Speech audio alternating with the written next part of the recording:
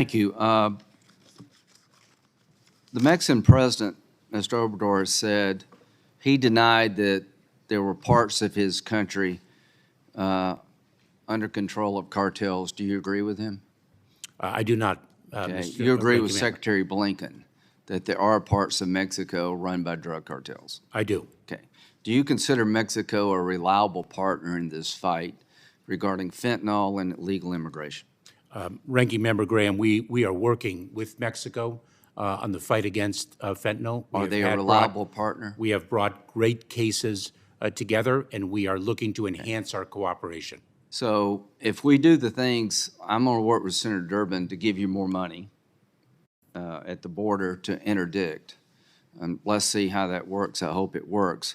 Do you think you have a plan in place that will severely reduce the fentanyl problem in America? Ranking Member Graham, I think there are two primary elements to the fight against fentanyl. One is the supply, which we are very, very focused on, and I want to touch upon that in a moment. And the second, of course, is the issue of demand, and we need to address both elements of that.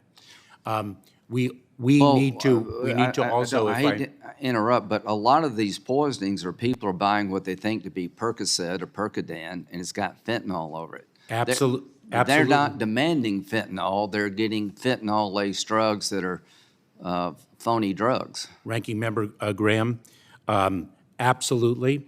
And I have heard you speak about the fact that we need severe penalties for the individuals who traffic in fentanyl, and I agree with you. Okay. And if I may, yes, go ahead.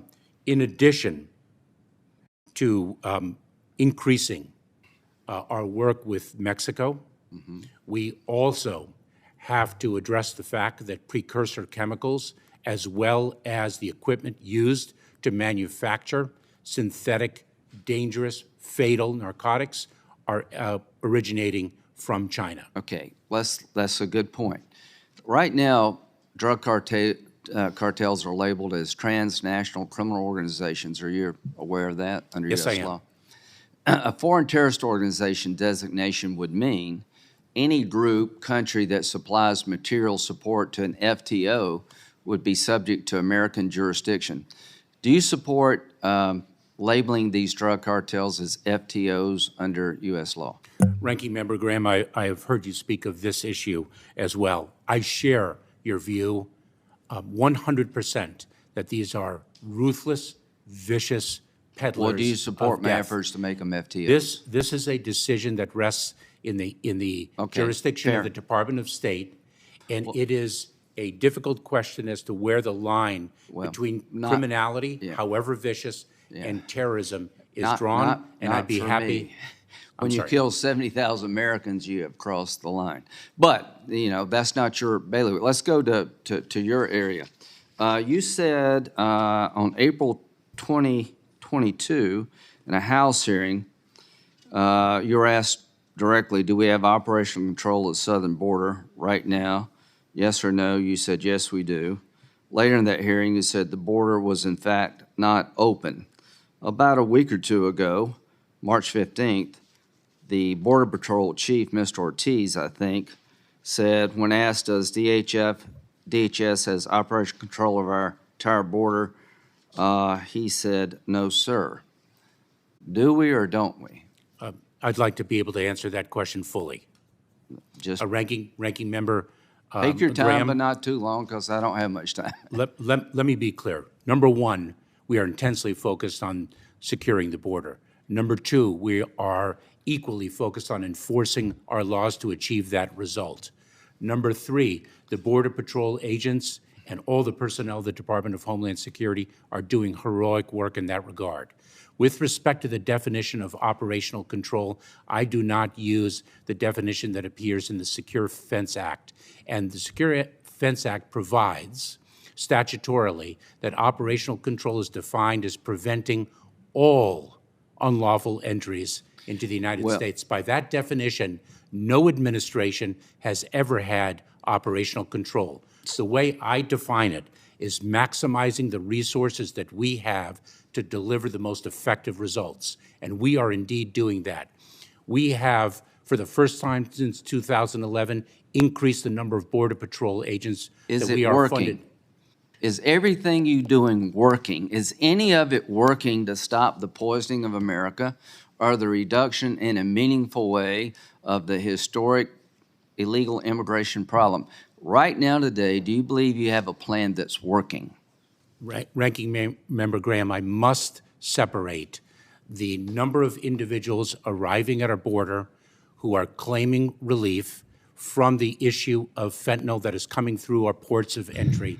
That is too often conflated. No, I agree. I agree. We are fundamentally, we are working within a system that is absolutely broken, and there is unanimity Whose about problem that. is that? Who broke this system that you're trying to fix? I mean, Congressman, was it Trump? Is it Trump's problem? Ranking Member Graham, this is our collective problem, and we need to collectively. Wait a minute now. You've been DHS Secretary, and I, honest to God, do like you. I think you're a very good man. On your watch, Mr. Secretary, we've gone from the lowest illegal crossings in December 2020 to all-time highs with over 2 million last fiscal year. On your watch, fentanyl is coming in at a pace we've never seen. More Americans are dying.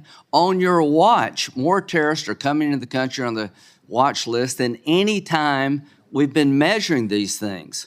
So I'm trying to get some appreciation from you that things are not going well. Your own Border Patrol chief said we don't have operational control of the border, and I don't think it's a definitional problem. I think he's just being really honest with us. So I would like to work with you where I can. You need more money for interdiction, I will work with Senator Durbin to get it to you. But we play around with the problems. We don't address them. Mayor Adams went to the border from New York. He's not exactly a right-wing guy. He said this is a national crisis, and he said basically it's a disaster. Everybody that goes has a different view, Democrats and Republicans. So what I would like to just get from you is some recognition of where we're at, and I don't think where we're going is going to get us to the promised land. You know, I asked you back in the last time we were here to give yourself a grade. You gave yourself an A for effort. How would you grade yourself for outcome since we last met? Ranking Member Graham, I certainly appreciate and understand the gravity of the challenge that we are facing. It is a very serious challenge. I look forward to working with you with respect to the funding for this department, as well as the hope that we can work together to fix the immigration system. I've got an idea for you. I want you just to entertain it. My time's about up. The credible fear standard is the screening standard when somebody applies for asylum. Is that correct? Yes, it is. Okay. What's the final adjudication standard? Ranking Member Graham, the credible fear standard is the initial threshold, and it is set by statute as a substantial likelihood of fear of persecution. So here's my offer. What's the final adjudication standard? Forgive me, a significant possibility.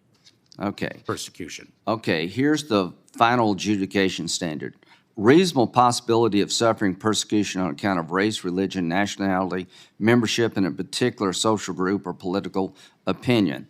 That's the final adjudication standard. What percentage of people who pass the initial screening standard are given asylum using the second standard? Ranking Member Graham, if I understand your question correctly, what is the, let's say, average, because it changes by... If you have 100 passing the screening test of critical fear, how many of them are granted asylum through the adjudication process, percentage-wise? It varies according to country of origin. I can tell you it's averaging 10%. So 90% of the people that pass the credible fear standard never make it. Here's a proposal. Why don't we make the adjudication standard the initial screening standard? I'm willing to change the law with my Democratic friends. One or two things is happening. You're denying 90% of people with a legitimate claim, which I don't believe, or when you look at their claim, It's not, it's an economic problem. It doesn't meet the statutory definition. If you want to stop asylum seeking, change the standard, because once they get here, they never leave. So I'm willing to work with you. Are you willing to, final question, would you entertain changing the credible fear standard as a screening standard to the final adjudication standard? Ranking Member Graham, I would welcome the opportunity to work with you to reform. Great. What's clearly a broken Thank you. immigration system. That's a good place to start. Thanks, Senator Graham.